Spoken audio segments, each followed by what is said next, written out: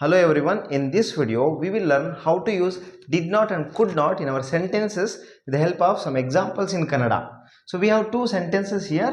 In Kannada, avanu ಪರೀಕ್ಷೆ ಬರೆಯಲಿಲ್ಲ, avanu ಪರೀಕ್ಷೆ ಬರೆಯಲು ಆಗಲಿಲ್ಲ. We have two different sentences with two different meanings.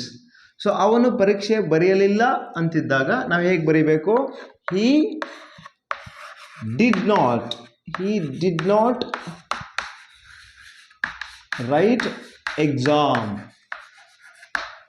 ಬರೆಯಕ್ಕೆ ಆಗಲಿಲ್ಲ ಅಂತಿದ್ದಾಗ he could not write exam. We have two more sentences here. ನಾನು ಕಡೆಯ ಪ್ರಶ್ನೆಯನ್ನು ಅಟೆಂಡ್ ಮಾಡಲಿಲ್ಲ, ನಾನು ಕಡೆಯ ಪ್ರಶ್ನೆಯನ್ನು ಅಟೆಂಡ್ ಮಾಡಕ್ಕೆ ಆಗಲಿಲ್ಲ. So how do we write them in English? ನಾನು ಕಡೆಯ ಪ್ರಶ್ನೆಯನ್ನು ಅಟೆಂಡ್ ಮಾಡಲಿಲ್ಲ. I did not ಮಾಡಲಿಲ್ಲ, I did not attend the last question. Attend ಮಾಡಲಿಲ್ಲ, did not attend. ಮಾಡಕ್ಕೆ ಆಗಲಿಲ್ಲ, I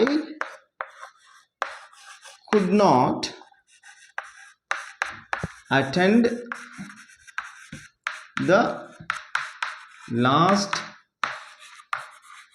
question.